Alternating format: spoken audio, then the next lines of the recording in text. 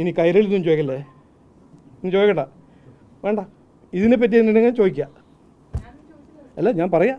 എല്ലാവർക്കും നമസ്കാരം. ഞാൻ ഇന്ന് ഒരു സ്റ്റേറ്റ്മെൻറ്റോ ഒരു ഇൻഫർമേഷൻ തരാനാണ് എല്ലാവരെയും വിളിച്ചത്. എല്ലാവർക്കും അറിയാമല്ലോ, ഞാൻ ഇവിടെ വന്നപ്പോൾ ഞാൻ എൻ്റെ ക്യാമ്പയിൻ തുടങ്ങിയത് ഇനി കാര്യം നടക്കുമെന്ന് പറഞ്ഞിട്ടാണ് ക്യാമ്പയിൻ തുടങ്ങിയത്. അതിനെപ്പറ്റി എത്രയോ ജനങ്ങൾ എന്നോട് ചോദിച്ചിട്ടുണ്ട്, ഇതിന് എന്താണ് മീനിങ്, ഇത് എന്തുകൊണ്ടാണ് ഇനി കാര്യം നടക്കുന്ന സ്റ്റേറ്റ്മെൻറ്റ് ഇറക്കിയത്. അതിൻ്റെ മെയിൻ റീസൺ എല്ലാവർക്കും അറിയാം, അത് എനിക്ക് പറയേണ്ട ആവശ്യമില്ല, ഞാൻ പറയുന്നു. ഇവിടെ നമ്മുടെ തിരുവനന്തപുരത്ത് ഒരു 15-20 കൊല്ലമായിട്ട് ഒരു കാര്യം അങ്ങനെ സബ്സ്റ്റാൻഷ്യലി നടന്നിട്ടില്ല.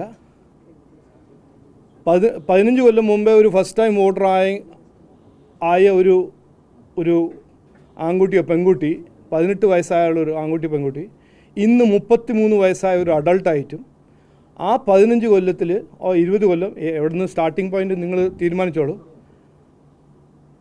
അങ്ങനെ ഒരു വ്യത്യാസമോ ഒരു ചേഞ്ചോ ഒരു പോസിറ്റീവ് ചേഞ്ച് ഒന്നും കണ്ടിട്ടില്ല. ഇവിടെ റെക്കോർഡ് അൺഎംപ്ലോയ്മെൻറ്റ്, കോളേജസിൽ 37% സീറ്റ് വേക്കൻറ്റ്, കുട്ടികൾ പുറത്ത് പോയിട്ട് സക്സസ്ഫുൾ ആവുന്നു. അതെല്ലാം നമ്മൾ 10-15 കൊല്ലമായിട്ട് നമ്മുടെ ഒരു ലെഗസി.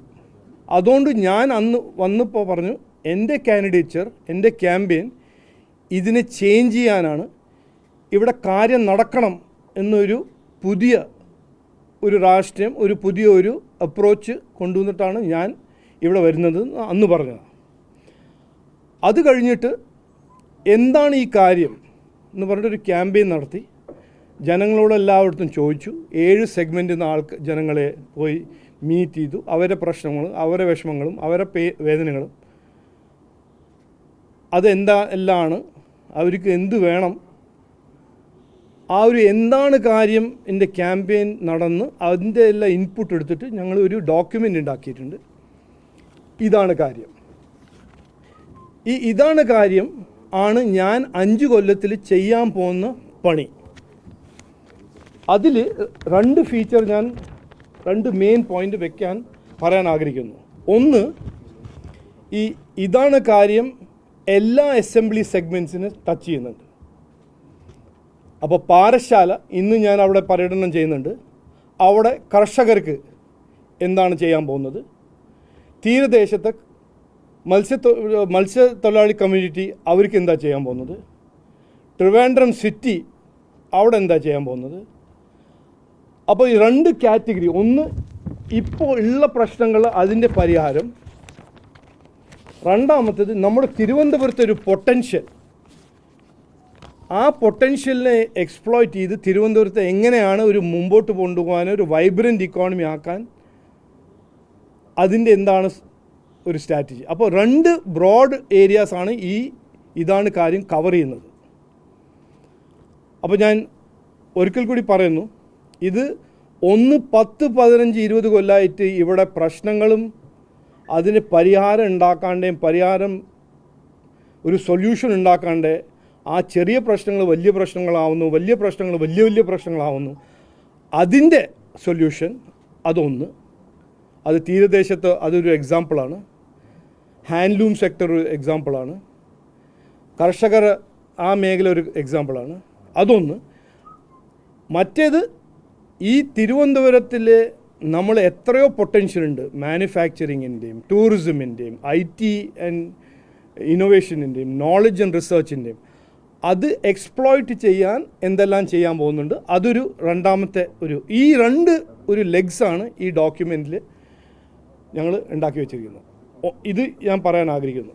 രണ്ടാമത്തെ ഒരു വലിയ മെയിൻ പോയിൻ്റ് പറയാൻ എല്ലാവരുടെയും അറ്റൻഷന്, ഇതുവരെ തിരുവനന്തപുരത്ത് ഞാൻ ഗൂഗിൾ ചെയ്തു എല്ലാം നോക്കി, 25-30 കൊല്ലം ഞാൻ ഇതുവരെ തിരുവനന്തപുരത്തിന് വേണ്ടിയിട്ട് ഒരു സംസ്ഥാന സർക്കാരോ ഒരു MPയോ ഒരു മാസ്റ്റർ പ്ലാനോ ഒരു വിഷൻ ഡോക്യുമെൻ്റ് ഇതുവരെ ആരും ചെയ്തിട്ടില്ല.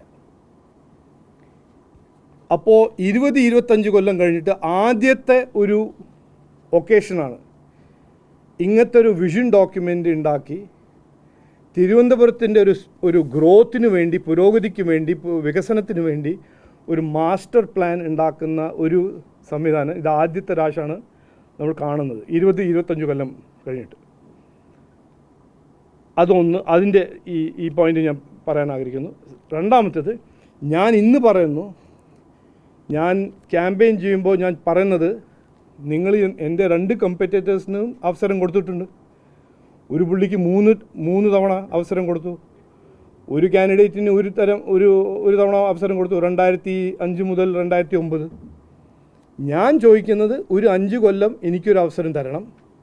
ഞാൻ ഇതാണ് ഇംപ്ലിമെൻ്റ് ചെയ്യാൻ പോകുന്നത്.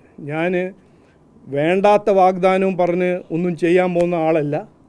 ഇതാണ് ഞാൻ ചെയ്യാൻ പോകുന്നത്. ഇതെൻ്റെ കമ്മിറ്റ്മെൻറ്റാണ്, ഇതെൻ്റെ ഗ്യാരൻറ്റിയാണ്, ഇത് മോദിയുടെ ഗ്യാരൻറ്റിയാണ് ഇത് പറയാൻ ആഗ്രഹിക്കുന്നത്.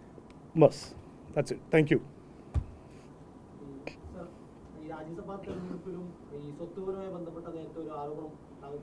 അല്ല, ഇതിനെ പറ്റി എന്തെങ്കിലും ചോദിക്കുകയാണെങ്കിൽ ചോദിക്കുക. അത് സ്ട്രേ ചെയ്യാൻ ഞാൻ പോകുന്നില്ല. ഇതിനെപ്പറ്റി നമുക്ക് പുറത്ത് വർത്താനം പറയാം. ഇതിനെപ്പറ്റി എന്നോടോ ഇത് ഇമ്പോർട്ടൻ്റ് അല്ലയോ? എനിക്ക് ഇമ്പോർട്ടൻ്റ് ആണ്, മനസ്സിലല്ലേ? ഇനി കൈരളിതൊന്നും ചോദിക്കല്ലേ, ഇനി ചോദിക്കണ്ട, വേണ്ട. ഇതിനെപ്പറ്റി എന്തുണ്ടെങ്കിൽ ചോദിക്കുക. അല്ല, ഞാൻ പറയാം.